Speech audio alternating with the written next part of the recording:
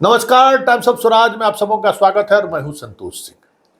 और आज हम टाइम्स ऑफ स्वराज में बात कर रहे हैं कि पाठक जी को किस किस तरह का बीमारी है समझ में नहीं आ रहा है। एक बीमारी समझ में आता है तो उसका इलाज शुरू करते हैं कि भाई कुछ कहा किया जाए, और उस दौरान आयुर्वेदिक भी, एलोपैथिक भी, हेमोपैथिक भी, एंटीबायोटिक भी, सब तरह का दवा इस्तेमाल करते हैं।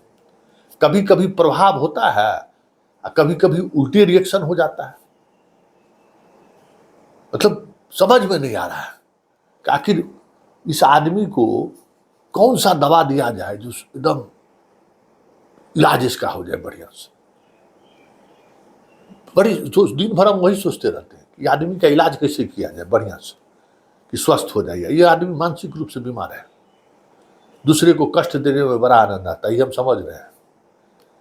तो भाई लेकिन है तो इसी समाज के आदमी, और आदमी काम करने वाला एनर्जेटिक आदमी है। भाई इतना कौन मेहनत करेगा, भले नेगेटिव ये कर रहे हैं, बहुत कुछ पॉजिटिव भी किए हैं। आज एगो खबर छपाए है कि भाई शिक्षक लोगों का सैलरी अपडेट हो गया है, अच्छी बात है, कोई पैसा नहीं रोकेगा आपका, अच्छा पहल है ये।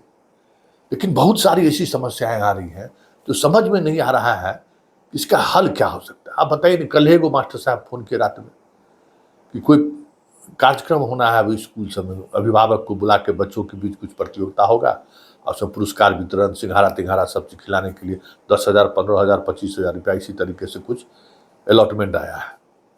अब वहीं से जिले से कहा जा रहा है कि हर स्कूल में जो होगा उसको इस एजेंसी को दीजिए, अपना सिंघाड़ा देगा, पुरस्कार का सामग्री देगा। अब बताइए भाई कितना बड़ा पेट है इन लोगों को, हमको समझ में नहीं आता। अरे कोनो स्कूल में 20,000, 25,000 रुपया गया, वहां भी कमीशन खोने जाने दीजिए भाई, कुछ हेड मास्टरों साहब ले लेंगे, कम से कम बच्चों सबके खिलाएगा बढ़िया से सिंघाड़ा उंघाड़ा, उसमें भी कमीशन खोरी। जहां इस हद तक भ्रष्टाचार पहुंच गया है उसका क्या इलाज है? और मास्टर साहब भी लोगों का तो हाल तो हम क्या कहें। देखिए हम बिंदास जीने वाले आदमी, हम तनाव लेकर नहीं जीते हैं, हम एकदम बिंदास जीते हैं और अब अपनी मर्जी का जीते हैं, हम पर किसी का मर्जी नहीं चलता है। हाँ, एगो से मोहब्बत हो गया तो ये अलग बात है, जिससे मोहब्बत हो गया वही हमरा सब कुछ कर दी, अलग बात है, तबाह परेशान कर दी। जैसे दुनिया में कोई ताकत अभी तक न हमको झुका पाया है और न मनवा पाया है अपना। हम अपनी जिंदगी अपने तरीके से जीते हैं, बिंदास, हमेशा खुश रहते हैं, कभी तनाव में नहीं रहते। कितना बड़ा मिशन में क्यों नहीं रहते, तनाव हम कभी नहीं लेते। ये मोहब्बतें करके हम तनाव ले लिए जीवन में। मोहब्बत क्या हो गया, जीवन में तनाव तबाही हो गया। मोहब्बत करना जो है बहुत, हालांकि जीवन में हर किसी को मोहब्बत जरूर करना चाहिए, किसी न किसी से हैसियत पता चल जाता है कि भाई तेरी औकात क्या है। समझ गए कि 1.5 फुट का जो है ना, हमको उपदेश देता है लोग कि शेर का सवारी तो दुर्गे ने करती है, तो हम कहे एकदम सही करती है कि जो पुरुष रूपी शेर है ना, इसका सवारी और कोई नहीं कर सकता। जिससे आप मोहब्बत की है वही सवारी कर सकती है। तो उसमें बहुत तरह का कष्ट जीवन में, तो वही एक कष्ट जीवन में कभी देखने को मिला, महसूस हुआ। बाकी हमेशा बिंदास रहते हैं और एकदम, और कोई तनाव नहीं लेते। इसलिए हम सभी शिक्षकों को भी कहते हैं कि आप लोग तनाव मत लीजिए। अरे जीवन का ये दौर आया है, गुजर जाएगा, समझ गए ना, जीवन का ये दौर आया है, गुजर जाएगा, निराश मत होइए।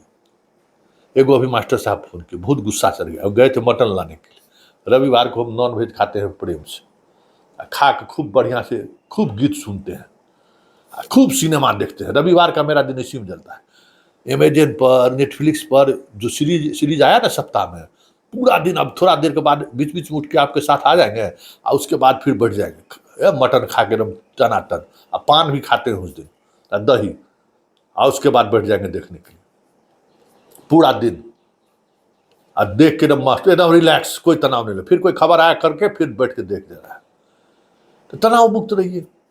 किस बात का तनाव लेना है भाई,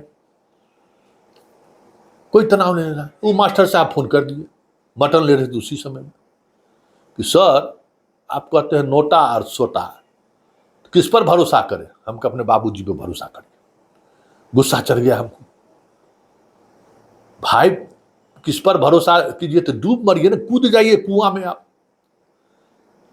आप हमको उपदेश मत दीजिए, क्योंकि हम लड़ रहे हैं, और हम लड़ रहे हैं तो हम देख रहे हैं कि कौन आपके साथ खड़ा है, कौन आपके साथ नहीं खड़ा है। इस डेमोक्रेसी में आपको क्या मिला है, है?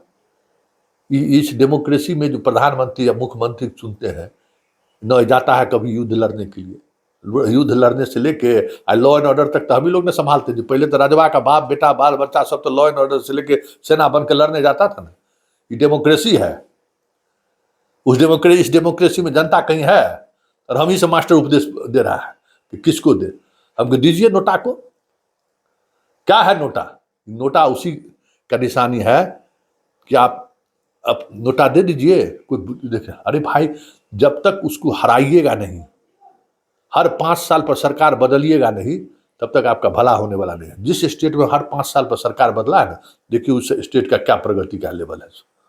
किसी भी देश में यथा स्थिति हुआ। अरे भाई, आदमी का काम करने का भी तो तरीका है। 10 बरस से प्रधानमंत्री है, फिर 5 बरस प्रधानमंत्री, क्या करेंगे? रोज तो वही काम करना है। दिमागी क्षमता कमजोर हो जाएगा। हटाइए, दूसरा को लाइए, नया ताजा लोगों का। वो चाहे कितना भी गलत कहे, उन्हें कुछ करेगा ना, कुछ नया चीज लाएगा ना। अब नीतीश कुमार को 25 बरस से ढो रहे हैं ना, अब उसके पास कुछ देने के लिए कुछ बिहार को बचा हुआ है, जितना देना था वो दे दिए। तो काहे ढो रहे हैं भाई? लालू यादव को काहे ढो लिए? ये जो बदलते रहिए। किसको ये जो सवाल करता है ना कोई भी हमसे कि सर विकल्प क्या है, सच कही उस समय हमारा दिमाग एकदम पागल हो जाता है।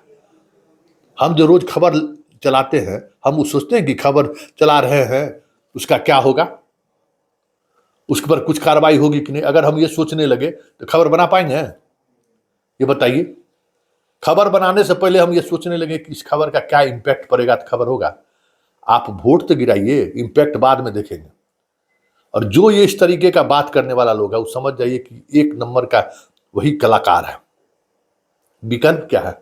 मोदी जी चल जाएंगे तो कौन आएगा? लगता है देश में नेहरू जी आए थे, मर गए तो लगता है देश खत्म हो गया। इंदिरा गांधी आई तो देश खत्म हो गया। राजीव चले गए तो देश खत्म हो गया। है तो मोदी जी, वाजपेयी जी चल गए तो देश खत्म हो गया। अब मोदी चल जाएंगे तो बाप रे अनर्थ हो जाएगा। लालू गया तो नीतीश आया ना जी, नीतीश जाएगा फिर कोई आएगा। ये प्रकृति पर देखिए, एक चीज बात समझ लीजिए, अपने आप को संभालिए। प्रकृति पर दिमाग मत लगाइए। प्रकृति पर दिमाग लगाने वाला आदमी कायर होता है।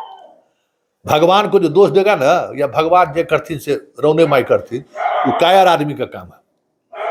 वो कायरता को छोड़िए और फाइट इट। इस बार जवाब दीजिए, क्योंकि बीमारी जिस तरीके से बढ़ता जा रहा है ना, और सरकार अनसुनी कर रहा है, ऐसे में सरकार को एहसास होना चाहिए कि हम गलत फैसला ले रहे हैं, और इससे जनता नाराज है।